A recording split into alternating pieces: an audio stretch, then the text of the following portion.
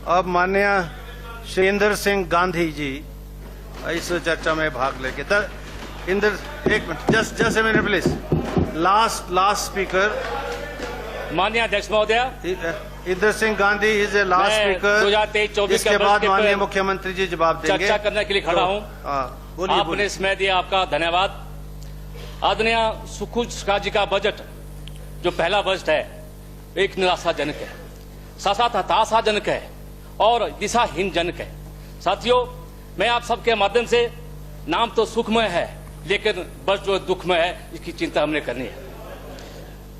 जहां महिलाओं का बल का बात की गई, उनके साथ धोखा किया गया, कर्मचारी वर्ग के साथ उनको हताश कर दिया गया कि हम 1 जनवरी से उनको ऑफिस देंगे, लेकिन आज तक उस ऑफिस का ना तो बहाली हुई है, ना ही उनको सही तरीके में उनको ऑफिस दी गई है। मैं कर्मचारियों का धन्यवाद करता हूं क्यों इसका वेट कर रहे हैं, उसका इंतजार कर रहे हैं। चाहे वो मजदूर की बात हो, इस बजट में कोई मजदूरों की बात नहीं कही गई है। साथ जहां युवा वर्ग की बात कही जाती है, हमारी स्वावलंबन योजना जो जोड़ी गई थी, आदरणीय पूर्व मुख्यमंत्री जयराम ठाकुर ने, आज उसका इसमें जिक्र नहीं है ताकि हमारा युवा वर्ग उसमें लाभित हो सके। मैं अनुसूचित जाति वर्ग का भी इसमें गणना चाहता हूं, जनजाति का भी इसमें गणना चाहता हूं और पिछड़ा वर्ग का भी जिक्र करना चाहता हूं, लेकिन इन तीनों वर्गों का अनदेखी की है। मैं इस बजट को हताश का एक वर्ष चाहता हूं। और व्यवस्था पत्र की बात जहां बात की जाती है, माननीय मुख्यमंत्री जी हमेशा कहते हैं कि व्यवस्था परिवर्तन है। व्यवस्था पत्र क्या है कि सभी सड़कों का जो मेरे बल में निर्माण हो रहा था, वो सारी सड़कें बंद कर दी है। सड़कें इसलिए बंद कर दी कि वो माननीय मुख्यमंत्री जयराम ठाकुर ने मेरे विधानसभा क्षेत्र में 18 नई सड़कें बनाई थी, जिसके निर्माण चले हुए थे, उसके टेंडर हुए थे, उसको अवार्ड किया गया था। लेकिन आज जब इलेक्शन हुआ, उसके बाद 3 महीने हो गए, कोई निर्माण नहीं हो रहा है। उसको तो बजट का प्रावधान था, वो सड़कें भी आपने बंद कर दी है।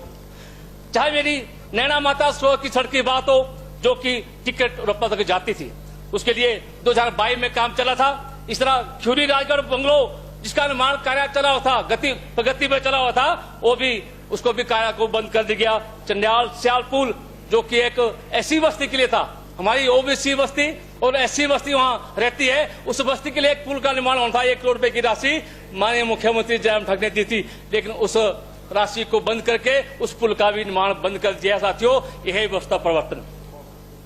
इसके जहां चंडियाल पिपली कांडी तारा सड़क, जो माननीय मुख्यमंत्री ने 12 करोड़ रुपए की राशि घोषणा की थी, जिसका निर्माण कार्य शुरू हुआ था, लेकिन उसके बाद उसकी टायरिंग होनी थी, उसको मेटली करनी थी, उस कार्य को भी इस सरकार ने बंद कर दिया गया। मैं सुखू जी से पूछना चाहता हूं, आप विकास के कार्य को परिवर्तन करना चाहते हैं, दिशा परिवर्तन करना चाहते हैं। मैं ये भी चाहता हूं कि जो हमारा पैड़ी पस्ती सड़क था, उसका भी आपने पुल का निर्माण बंद कर दिया, उस सड़क को भी बंद कर दिया। क्या ये व्यवस्था परिवर्तन है? इसलिए मैं, जो हमारा टोह पिपली मधु, जो हमारा टोह मधुआ सड़क है, जो कि उसमें एक पुल बनना था, उस पुल को कई वर्षों से मांग की थी। श्री दामोदर दास जी हमारे एमएलए हुआ करते थे, उनके समय की मांग थी। आज माननीय मुख्यमंत्री ने उस एससी बस्ती को पुल दिया था, जो कि 2 करोड़ रुपए की राशि से बनना है, उसको भी वहां से स्थानांतरित किया जा रहा है। मैं चाहूंगा इस पुल का निर्माण होना आवश्यक है, ताकि वो एससी बस्ती के लोग, ओबीसी के बस्ती इसका फायदा ले सके, ताकि हमारा जो वोट बैंक है वो वहां स्थिर रह सके। ये मेरा आपसे आग्रह है। माननीय मुख्यमंत्री महोदय,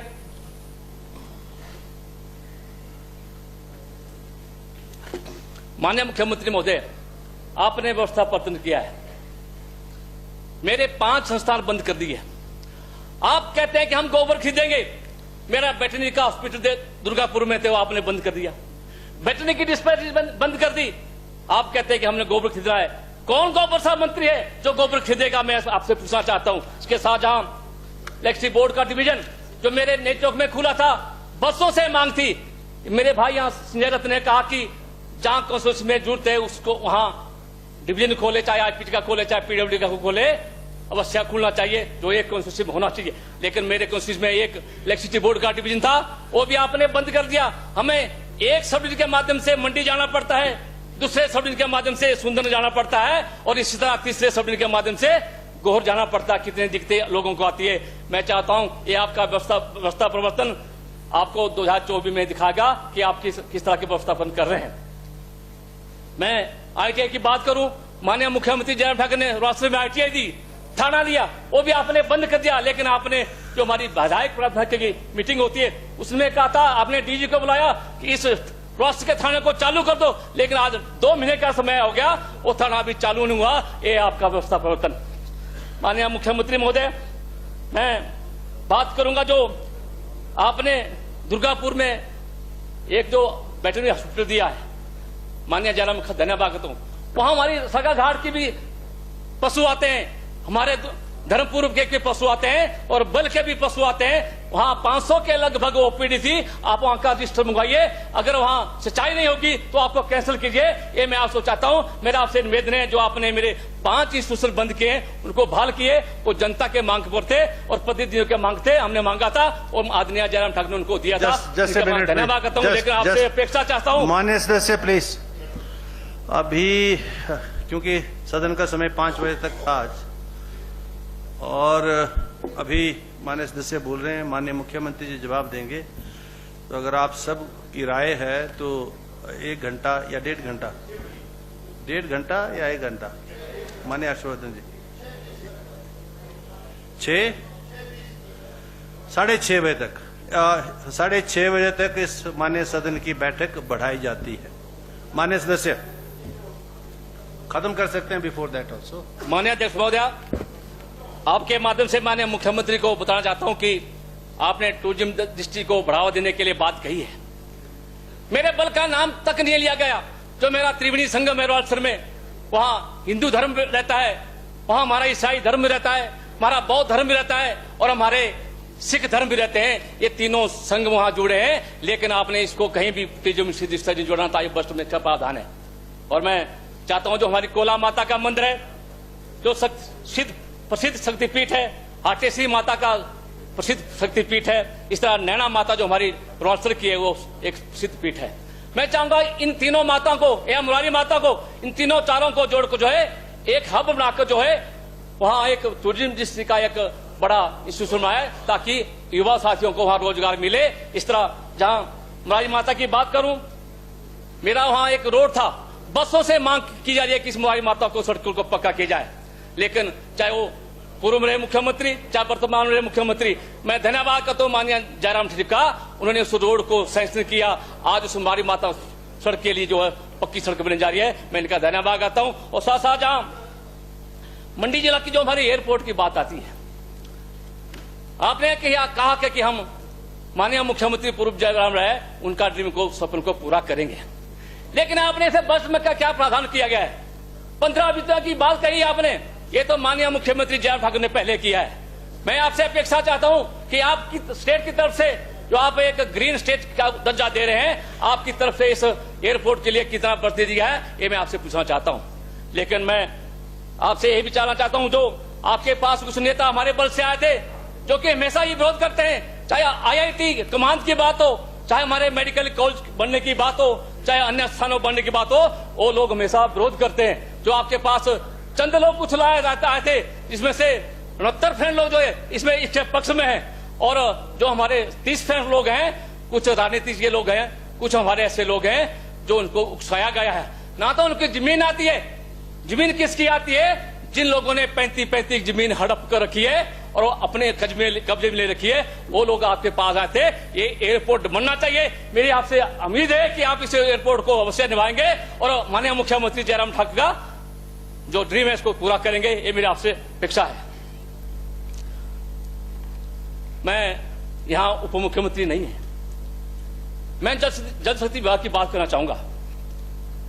द्रव्यास में एक व्यक्ति के लिए 100 पाइपें बिछा दी गई है, लेकिन जहां राजूपत बस्ती है, जिनके लिए वो पाइपें आई थी, उनके घरों में रखी गई थी, उन पाइपों को वहां से उठाकर एक व्यक्ति विषय के लिए बिछा दी गई। जो हमारे 25 परिवार हैं राजपूतों के, उनके लिए वो पाइपें नहीं बिछाई गई। ये भी बड़ा अन्याय है। ये मैं आपसे जानना चाहता हूं, इसकी इंक्वायरी की जाए। इसलिए टूरिज्म को बढ़ावा देने के लिए मेरा आपसे आग्रह है कि जैसे ही अध्यक्ष महोदय, मेरे 2 ऐसे झील हैं, एक नौसर झील और एक रोहतसर झील। दोनों जिले ऐसे हैं जो पर्यटन की दृष्टि से बढ़ावा दे सकती है और युवा साथियों को रोजगार मिल सकता है। उस नौसर झील में कमल का फूल खिलता है, जो कमल का फूल कर यहाँ पहुंचा है, वो माननीय मुख्यमंत्री जी को हमने उसको तोहफा दिया था पिछली बार भी, लेकिन अब समय की कमी के होने का थोड़ा हम पीछे हट गए और 0.009 वोट से हम पीछे रह गए, अन्यथा हमारा कमल का फूल फिर खुलना था। साथियों, मैं आपको कहा करना चाहता हूं, जो आज नलसर झील है उसको 5-5 लाख देकर जो है आदरणीय जयराम ठाकुर ने विकसित किया था, लेकिन इस बार ना तो नलसर झील पे बजट है, ना हुई कुंतुभय झील पे बजट है। मैं चाहूंगा इन दोनों जिलों को विकसित करने के लिए हमारे पर्यटन को बढ़ावा मिलेगा और युवा साथियों को रोजगार मिलेगा, ये मेरा कहना है। मैंने एक और मांग रखी थी, जो हमारी विधायक प्राथमिक की मीटिंग थी, माननीय मुख्यमंत्री बात कही थी, जो हमारा गलमार्ग रोड है, जो हमारे पर्यटन आते हैं, जब हमारा एयरपोर्ट विकसित हो जाएगा या दूर दराज का क्षेत्र हमारा रोस्टर है, उनके वहां के लिए एक रोपवे की मांग की थी, लेकिन आज इस बजट में कोई भी ऐसा प्रावधान है कि रोस्टर के लिए रोपवे ना जाए, लेकिन मैं इस बजट को हताश करना चाहता हूं। और साथ साथ मैं एक नई बात करना चाहता हूं। मैंने विधानसभा में क्वेश्चन किया था कि जो कि प्रश्न संख्या 2 है कि माननीय मुख्यमंत्री महोदय, जो मेरे विधानसभा क्षेत्र में ऐसे भवन हैं जो खंडर बन चुके हैं या ऐसे खाली पड़े हुए हैं, चाहे स्कूल है, चाहे पंचायत भवन है, चाहे कोई दफ्तर है, लेकिन आपके माध्यम से आपको अधिकारियों ने, कर्मचारियों ने गुमराह किया कि बल में कोई ऐसे भवन नहीं है जो कि खाली पड़े हुए हैं। लेकिन मैं दाव से कहता हूं, मैं त्याग पत्र देने के लिए तैयार हूं। बल्ब जैसा में ऐसे बहुत से इंस्टीट्यूशन है जो कि खाली पड़े हुए हैं, जो कि खाली पड़े हुए हैं। आपका गुमराह किया गया, सिर्फ आपको एक 80 का स्कूल दिखाया गया कि एक खाली स्कूल है, खाली पड़ा है, और 2 जो हमारे पंचायत के नाचड़ा में वो भी खाली है, वो भी खाली है। अगर सही होगी, जो हमारा सवाल कंजर्वेशन का दफ्तर है हमारा लोनापानी में, वो भी खाली पड़ा है। तो इसलिए मैं आपसे निवेदन करूंगा, जो आपको अधिकारी गुमराह कर रहे हैं, कर्मचारी अधिकारी गुमराह कर रहे हैं, इसकी जांच की जाए और जो हमारे इंस्टीट्यूशन है उनको जो बहाल किया जाए। इस तरह मुख्यमंत्री महोदय,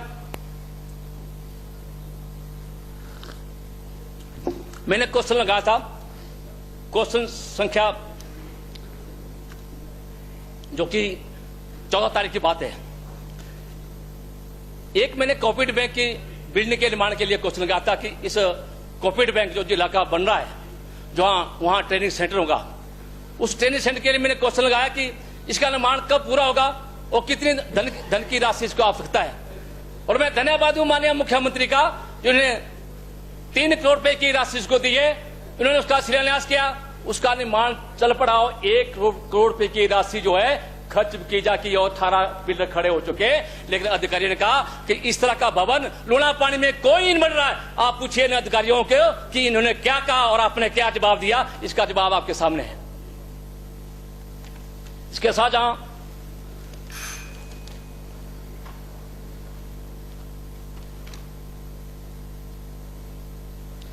डेंटल डॉक्टरों की मैंने बात कही, आपने कहा कि 120 पद खाली पड़े हैं, स्वास्थ्य विभाग के मंत्री यहां नहीं बैठे हैं। उनका जवाब आया कि 120 पोस्टें खाली पड़ी है, हम जल्दी ही 12 पोस्टें भरने वाले हैं। आप कहते हैं हम युवा साथियों को रोजगार देंगे, किस तरह की रोजगार देंगे आप?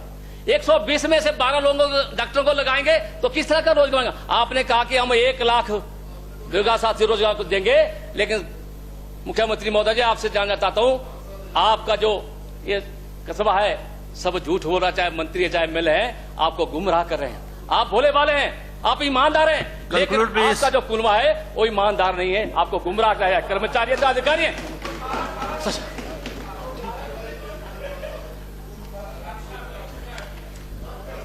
Conclude please. माननीय अध्यक्ष महोदय, मेरे विधानसभा क्षेत्र में एक भूमि कटाव हुआ है बरसात के समय। पिछली बार मैंने विधानसभा में क्वेश्चन लगाया था और अभी लगाया है। और भूमि कटाव कहां हुआ है?